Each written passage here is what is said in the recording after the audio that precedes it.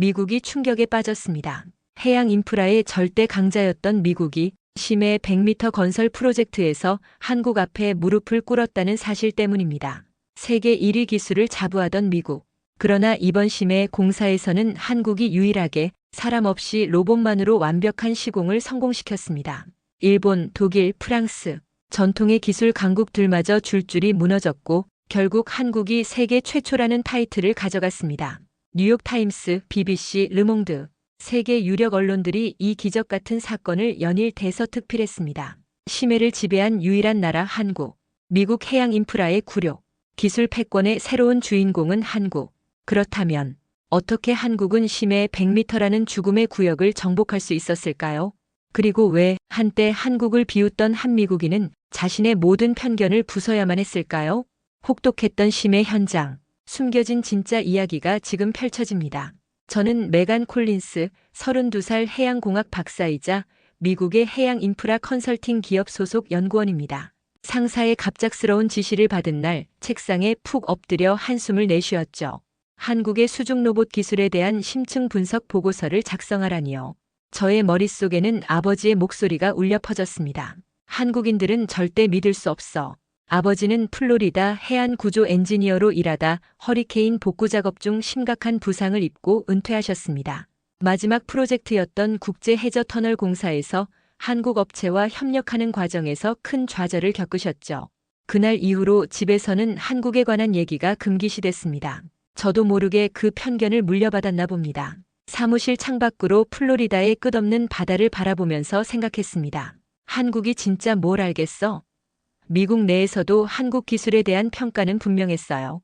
조립 기술은 좋아도 창의성은 부족하다. 이런 얘기를 들을 때마다 고개를 끄덕였죠. 특히 수중건설 로봇 같은 첨단 기술은 더욱 신뢰하기 어려웠습니다. 심해에서 정밀한 건설 작업을 해내려면 얼마나 복잡한 기술과 노하우가 필요한지 저 같은 전문가는 너무나 잘 알고 있으니까요. 컴퓨터 화면을 켜고 한국 수중 로봇에 대한 자료를 검색했습니다. 미국, 노르웨이, 일본의 자료는 넘쳐났지만 한국 관련 영문 자료는 턱없이 부족했어요. 역시나 내심 안도했습니다. 보고서 작성이 간단해질 테니까요. 그러던 중 회의실에서 들려오는 동료들의 대화가 귀에 들어왔습니다. 한국해양과학기술원이 개발한 URI-T 로봇이 심해 3000m에서 작업한 영상 봤어? 솔직히 충격적이던데. 순간 가슴이 뛰었습니다. 전 세계 수중 로봇 시장을 장악하고 있는 미국, 노르웨이, 영국 기업들 외에 다른 나라가 이 기술을 보유하고 있다고. 그것도 심해 3000m라니? 현실감이 없었습니다. 어쩌면 제가 모르는 세계가 있을지도 모른다는 생각이 스쳐 지나갔죠. 그날 밤 커리어 초반의 실패를 떠올리며 집으로 돌아갔습니다. 제가 참여했던 미국 대형 해양 프로젝트가 기술적 한계로 좌초되었을 때 제 자존감은 산산조각 났었죠. 그때의 상처가 아직도 아물지 않은 채로 남아 있습니다. 그래서인지 한국의 기술 성공 가능성을 인정하기가 더 어려웠는지도 모르겠어요. 잠들기 전 회사에서 받은 출장 지시서를 다시 확인했습니다. 부산행 비행기 티켓, 5월 15일 출발. 창밖으로 보이는 어두운 바다를 바라보며 중얼거렸습니다. 한국에 가서 직접 확인해보자. 아마 기대 이하겠지만 슬리퍼를 끌며 부엌으로 가서 아버지가 남긴 오래된 위스키 한 잔을 따랐습니다. 잔을 들어 올리며 혼잣말을 했어요. 좋아, 한국. 내가 정말 대단한지 한번 보여줘. 위스키가 목을 타고 넘어갈 때 느껴지는 따가운 감각처럼 의심과 경멸이 가득한 마음으로 침대에 누웠습니다. 비행기에서 내린 순간부터 모든 것이 제 예상과 달랐습니다. 인천국제공항의 미래지향적인 디자인과 완벽한 시스템에 놀랐죠. 공항에서 KTX로 갈아타고 부산으로 향하면서 창밖으로 보이는 한국의 모습은 제가 상상했던 것과 너무 달랐어요. 높은 산들 사이로 현대적인 도시와 고속도로가 조화롭게 펼쳐져 있었습니다. 부산에 도착해 숙소에 짐을 풀고 다음 날 아침 일찍 해양과학기술원 부설 수중로봇복합실증센터를 방문했습니다. 센터 입구에 들어서자마자 거대한 로봇 모형이 눈에 들어왔어요. URI-T라고 새겨진 이름표가 붙어 있었죠. 사진으로만 봤던 그 수중건설 로봇의 실물이었습니다. 콜린스 박사님 오셨군요. 깔끔한 영어로 저를 맞이한 사람은 정한결 박사였습니다. 40대 중반으로 보이는 그는 단정한 차림새와 부드러운 미소가 인상적이었어요. 첫 만남부터 제 시선을 똑바로 바라보며 자신감 있게 말하는 모습에 당황스러웠습니다. 무엇보다 그의 영어 실력이 완벽하다는 점이 놀라웠죠. URI-T는 세계에서 가장 깊은 심해에서도 작업 가능한 수중 건설 로봇입니다. 최대 3,000m 깊이까지 내려갈 수 있죠. 정한결 박사의 설명을 들으며 연구센터를 둘러보았습니다. 최첨단 장비들이 가득했어요. 수중 로봇 테스트용 대형 수조, 시뮬레이션 룸, 제어 시스템 등 모든 시설이 세계 최고 수준이었습니다. 미국의 일부 연구소보다 더 현대적이고 체계적으로 보였죠. 저희는 2013년부터 정부 투자로 이 프로젝트를 시작했습니다. 그동안 800억 원 이상을 투자했고 이제 상용화 단계에 와 있어요. 정한결 박사는 자랑스럽게 설명했지만 저는 여전히 의심이 가득했습니다. 말로는 다 그럴듯하게 들리지. 실제 성능이 중요한 거야. 회의실에 들어가자 대형 스크린에 URI-T의 작동 영상이 재생되었습니다. 깊은 바닷속에서 정교하게 움직이며 해저 케이블을 매설하는 로봇의 모습이 선명했어요. 화면을 보며 머릿속으로 계산했습니다. 해류 속에서 저 정도 정밀도를 유지하려면 엄청난 제어 기술이 필요할 텐데 이건 작년에 전라남도 해안에서 진행한 실증 작업입니다.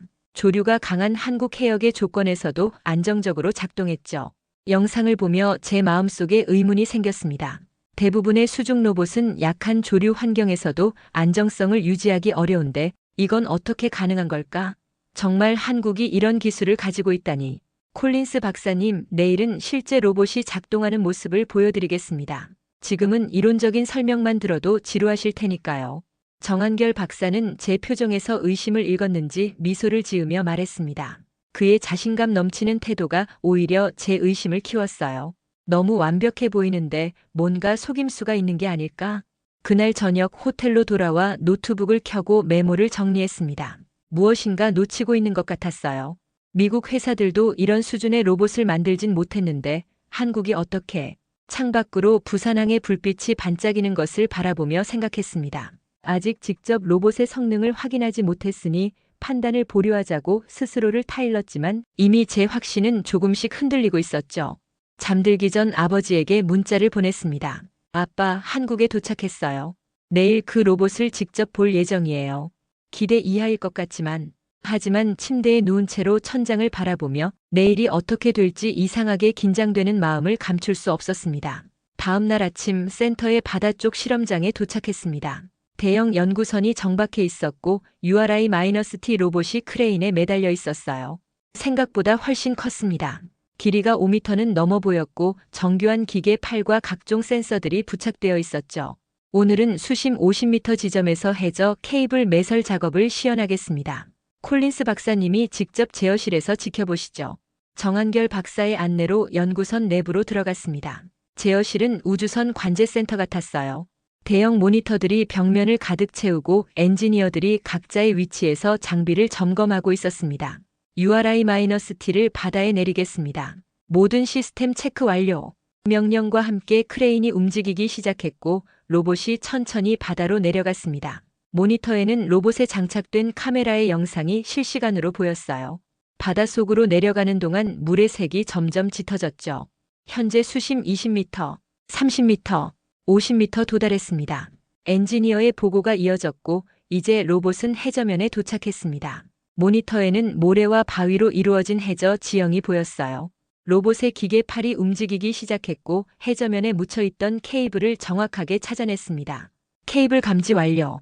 이제 유지보수 모드로 전환합니다. 로봇이 놀라운 정밀도로 케이블 주변의 모래를 제거하기 시작했어요. 모든 것이 완벽하게 진행되고 있었습니다. 저는 숨죽이며 지켜보았죠. 정말 인상적이었어요. 하지만 그때였습니다. 경고. 센서 2번 이상 감지. 해류 변화 감지됨. 갑자기 경고음이 울리며 모니터에 빨간색 경고창이 뜨기 시작했습니다. 로봇의 움직임이 약간 불안정해졌어요. 센서 오작동입니다. 대체 센서로 전환하겠습니다.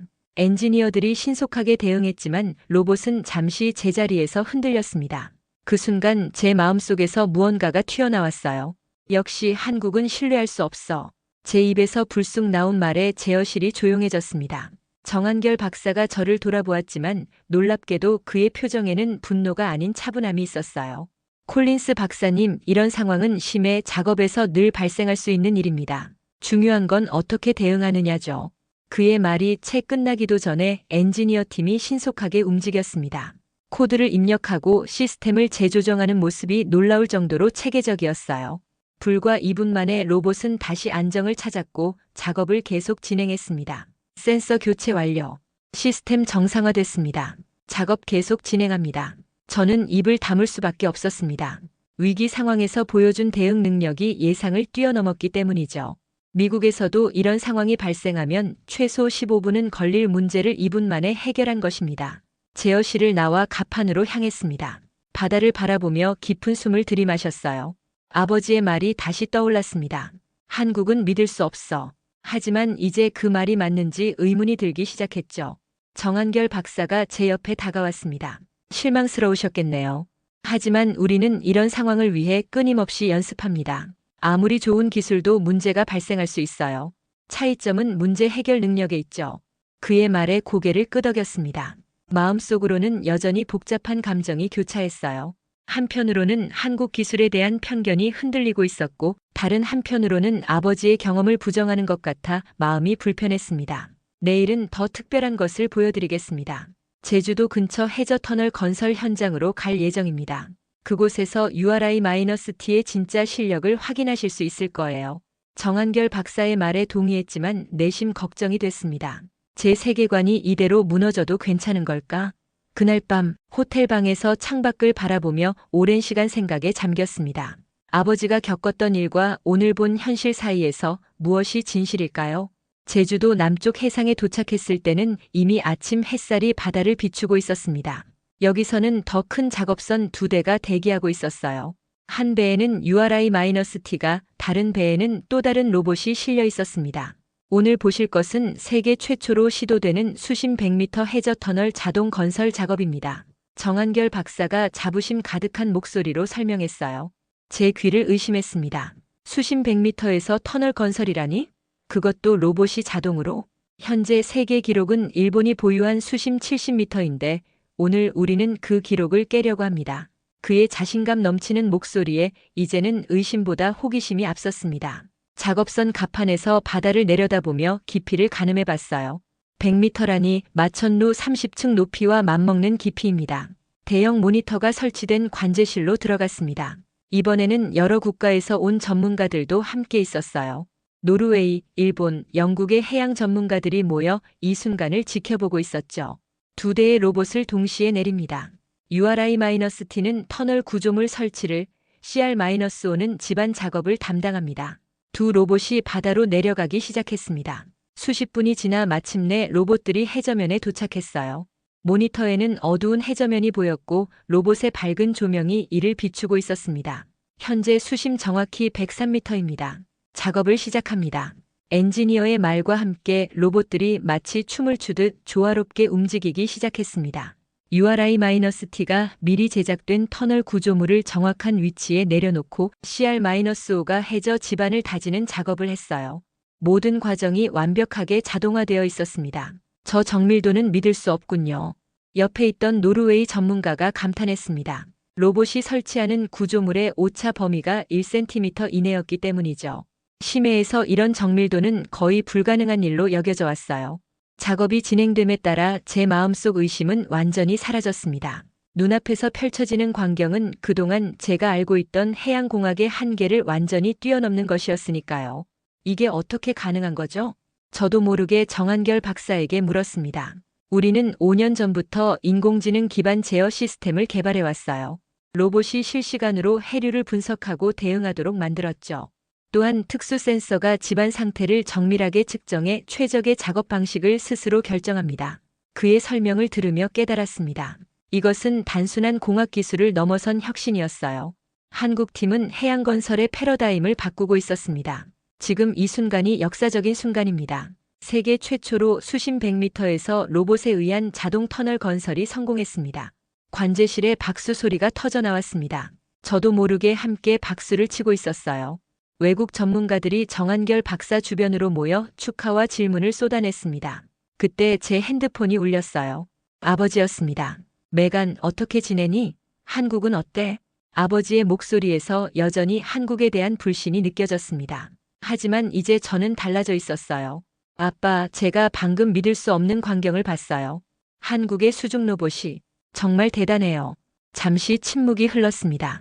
아버지는 제 말을 믿지 않는 것 같았어요. 나중에 다시 얘기하자. 전화를 끊고 창밖을 바라봤습니다. 바다 위로 태양이 빛나고 있었어요. 그 아래 100m 깊이에서는 한국의 기술이 세계 역사를 새로 쓰고 있었죠. 제 마음속에는 혼란스러운 감정이 일었습니다. 아버지의 경험과 제가 본 현실 사이의 간극을 어떻게 설명해야 할까요? 그날 저녁 정한결 박사가 저를 연구소 내 작은 전시관으로 안내했습니다. 문을 열자 수중 로봇의 발전 과정을 보여주는 전시물들이 눈에 들어왔어요. 우리가 이 기술을 개발하기 시작한 것은 1997년 IMF 외환위기 직후였습니다. 정한결 박사가 오래된 로봇 프로토타입 앞에 서서 설명을 시작했어요. 그 모습은 URI-T와는 비교도 안 될 만큼 조악해 보였습니다. 당시는 국가적으로 가장 어려운 시기였죠. 정부 지원도 거의 없었고 연구원들의 급여조차 제대로 지급하기 어려웠어요.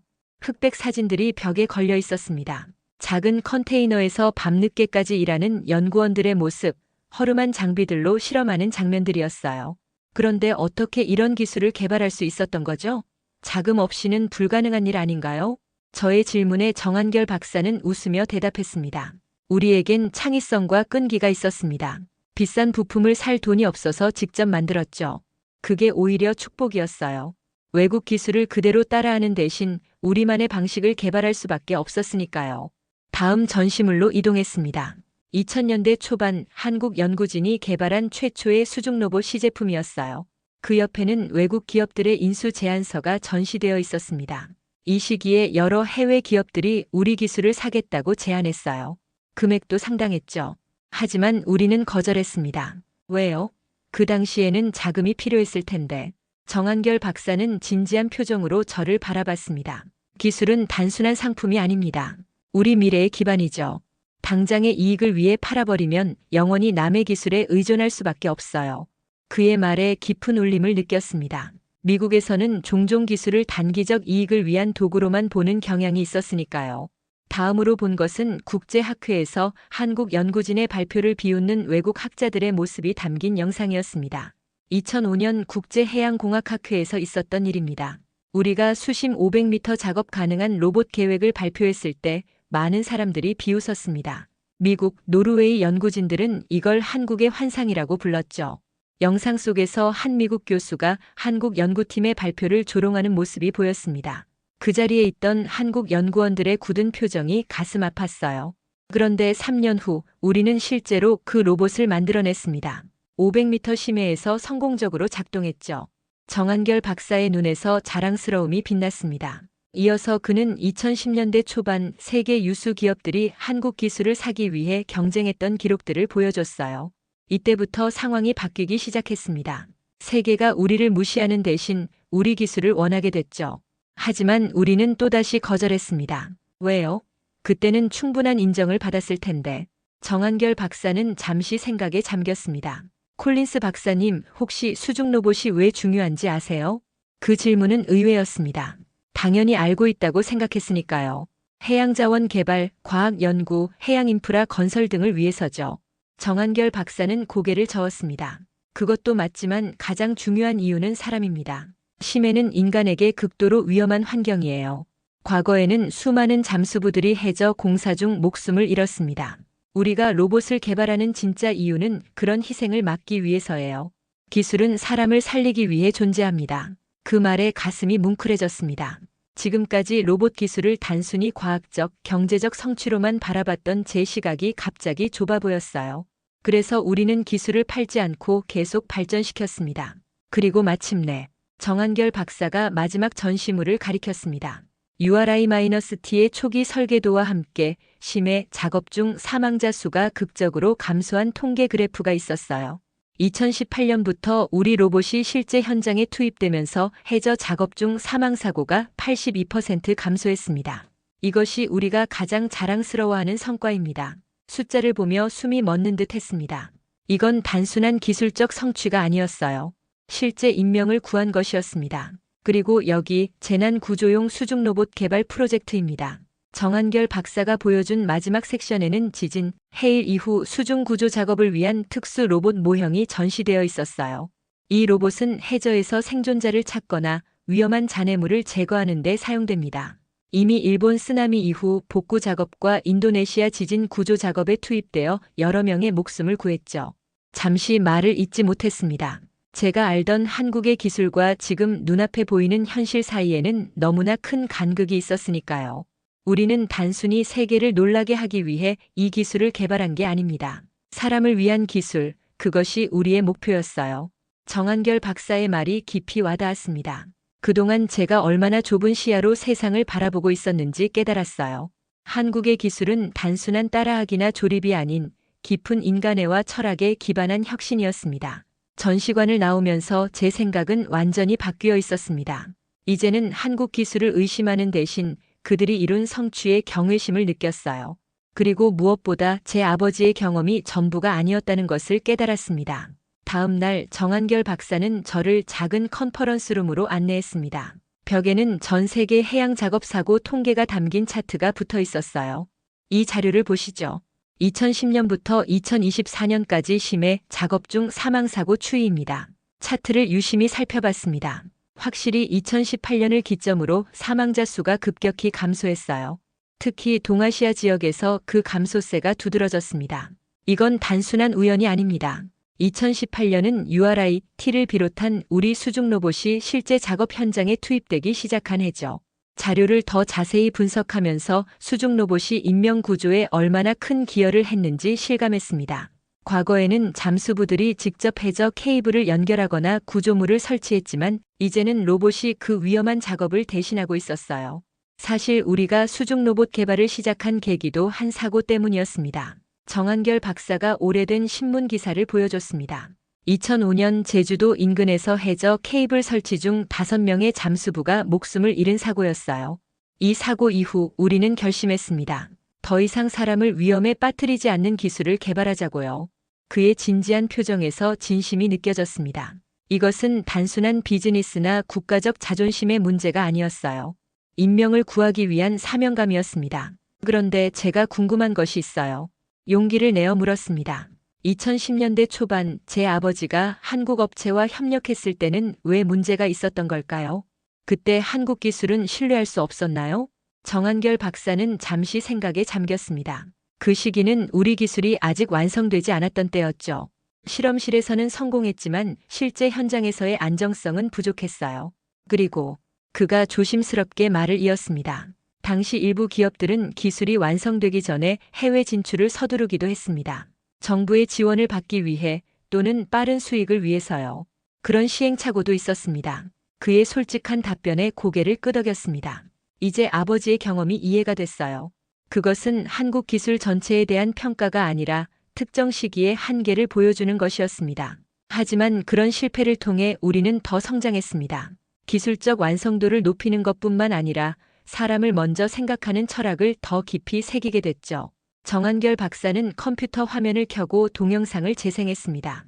2022년 인도네시아 지진 이후 한국 수중 로봇이 무너진 해저 구조물에서 생존자를 구조하는 장면이었어요. 이 작업은 인간 잠수부로는 불가능했습니다. 수심이 너무 깊고 위험했거든요. 하지만 우리 로봇은 성공했습니다. 3명의 엔지니어가 그 덕분에 살아남았죠. 영상을 보며 눈시울이 뜨거워졌습니다. 차가운 기계 속에 담긴 따뜻한 인간애를 느꼈기 때문이죠. 기술의 진정한 가치는 숫자나 기록에 있는 게 아닙니다. 얼마나 많은 사람들의 삶을 더 나아지게 했는가, 그것이 중요하죠. 정한결 박사의 말에 깊이 공감했습니다. 미국에서는 종종 기술적 우월함이나 경제적 이익만을 쫓는 경향이 있었어요. 하지만 이곳에서 저는 다른 가치를 보았습니다. 콜린스 박사님, 우리는 수중 로봇의 다음 세대를 준비하고 있습니다. 더 안전하고 더 많은 생명을 구할 수 있는 로봇이죠. 미국과 한국이 함께한다면 우리는 더 많은 것을 이룰 수 있을 겁니다. 그의 제안에 가슴이 뛰었습니다. 국가 간의 경쟁이 아닌 인류를 위한 협력의 가능성이 보였기 때문이죠. 함께하고 싶습니다. 정 박사님의 비전에 동참하고 싶어요. 제 말에 정한결 박사가 미소를 지었습니다. 그리고 그 순간 저는 깨달았습니다. 기술의 진정한 힘은 단순한 기계적 능력이 아니라 그것을 만드는 사람들의 마음과 철학에 있다는 것을요. 콜린스 박사님은 이제 어떤 생각이 드시나요? 한국의 수중 로봇 기술에 대해서요. 정한결 박사의 질문에 깊은 숨을 들이마셨습니다. 일주일 전만 해도 저는 확신에 차 있었어요. 한국 기술은 믿을 수 없다고. 하지만 지금은 모든 것이 달라졌습니다. 제가 틀렸습니다. 한국의 기술은 놀랍습니다. 하지만 더 중요한 것은 그 기술 이면에 있는 철학과 사람들이에요. 바다를 바라보며 솔직한 마음을 털어놓았습니다. 저는 편견에 사로잡혀 있었어요. 아버지의 경험을 통해 한국 전체를 판단했죠. 이제 그것이 얼마나 오만한 생각이었는지 깨닫습니다. 정한결 박사는 고개를 끄덕였습니다. 우리 모두 그런 실수를 합니다. 제한된 경험으로 전체를 판단하죠. 하지만 진짜 리더는 그런 편견을 넘어서 새로운 가능성을 볼 수 있는 사람입니다. 그의 말에 깊이 공감했습니다. 저는 지금까지 제 경험과 아버지의 경험만을 절대적 진리로 여겼어요. 하지만 세상은 그보다 훨씬 넓고 복잡했습니다.